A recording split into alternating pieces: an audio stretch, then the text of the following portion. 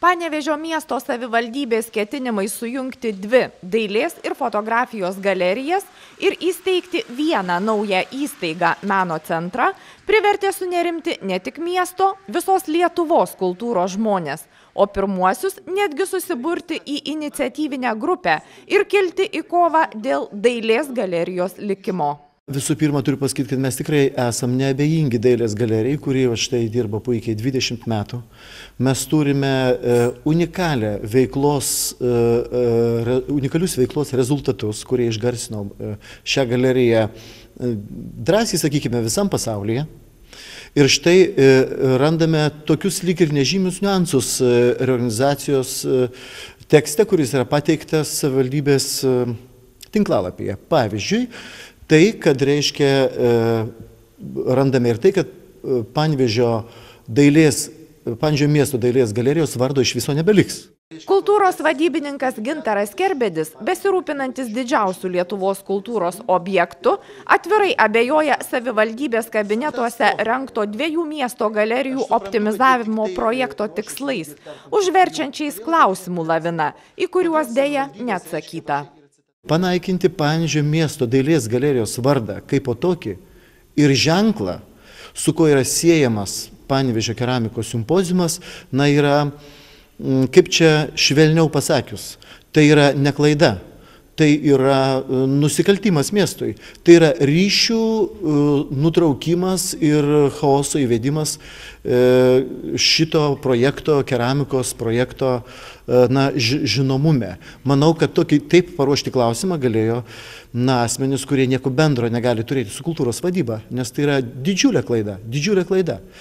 Be to, pateiktam tekste, iš pateikto teksto, žinoma, nėra aišku, kas bus daroma tų dviejų įstaigų bazėje, jie sujungus, po to mes kiek prasiaiškinom jau nuvykę į Panevėžio miesto savivaldybę. Ir visgi mums išlieka labai daug klausimų. Kodėl vykdoma būtent tokia reorganizacija?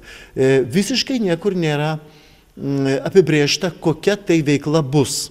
Panevėžiečiai, kultūros darbuotojai laišku kreipėsi į Panevėžio miesto merą Povilą Vadopolą, klausė, kuo realiai bus geresnė naujai įsteigto meno centro veikla už dabartinių galerijų, kaip pagerės parodų kokybė, kuo geresni bus leidiniai už jau išleistuosius, galų gale, kas atsitiks su keramikų simpoziumu.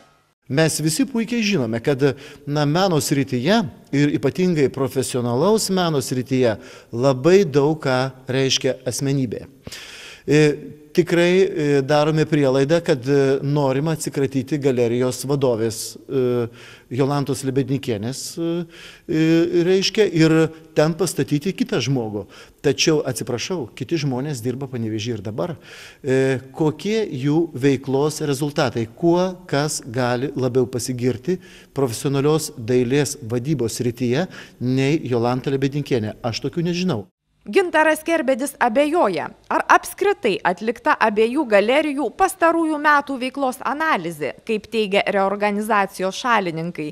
Jei tokio dokumento net paprašius gauti nepavyko.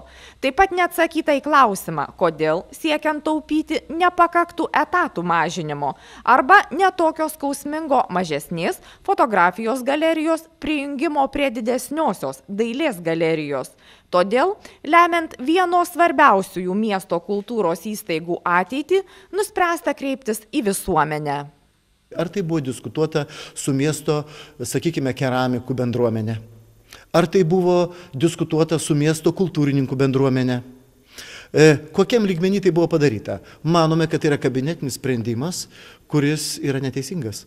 Darome tokią prielaidą, todėl rytoj mes renkamės čia į dailės galeriją 17 valandą, norėdami daug klausimų išsiaiškinti.